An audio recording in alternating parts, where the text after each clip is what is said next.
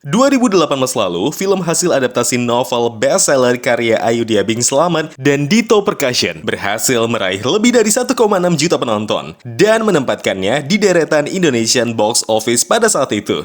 Kemudian beberapa waktu lalu, Falcon selaku rumah produksi akhirnya mengumumkan sequel dari film ini dan yang mengejutkan, Vanessa Priscilla bukan lagi yang memerankan tokoh Ayu. Apa ini keputusan yang tepat? Apakah penggantinya jauh lebih baik? Ya udah, mending kita bahas aja kali ya. Ini dari review singkat film Teman Tapi Menikah 2.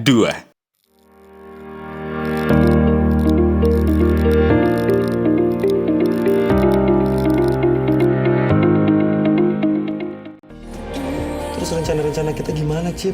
Tolong bisa diem dikit gak sih, lo bikin gue ngekas. Teman Tapi Menikah yang pertama adalah salah satu film favoritku. Yang paling kuingat adalah opening scene-nya sih.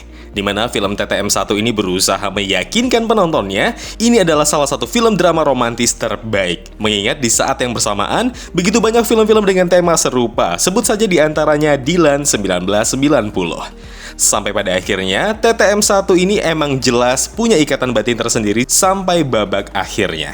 Dan ini pun yang terjadi di TTM2. Meski bukan lagi Vanessa Priscilla dan harus digantikan dengan Mawar Dijong yang surprisingly memberikan nyawa yang berbeda. Nanti akan aku bahas lebih lanjut.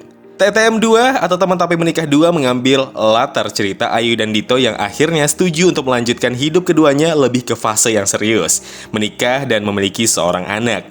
Proses yang dilalui nggaklah mudah, mengingat keduanya dipertemukan sebagai sepasang sahabat dan pernikahan yang terjadi membuat canggung dan konflik dilematik. TTM1 dan TTM2 sama bagusnya. Tapi kali ini, di sequelnya jauh lebih dewasa. Secara penggambaran karakter dan storyline, Rako Priyanto peka melihat potensi filmnya.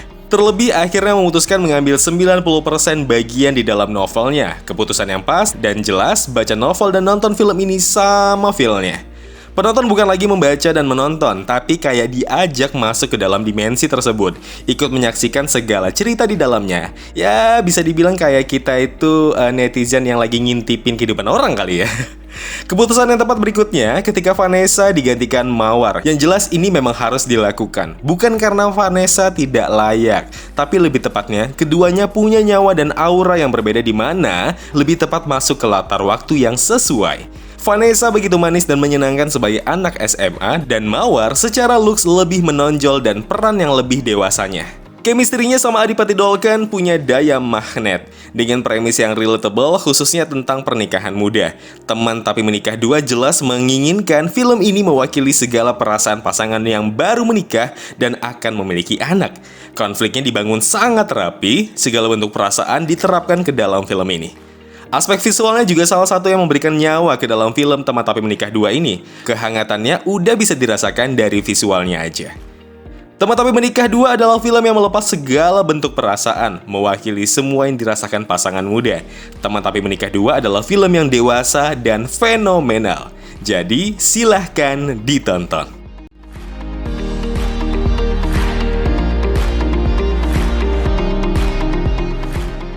Ya kawan, itu dia review singkatku untuk film Teman Tapi Menikah 2. Terima kasih telah menonton video review ini. Jangan lupa klik tombol like-nya kalau kalian suka, klik tombol dislike kalau tidak suka.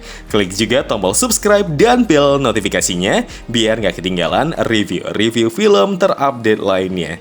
Kalau gitu, aku Zain pamit undur diri. Terima kasih, tetap positif dan jangan lupa bahagia.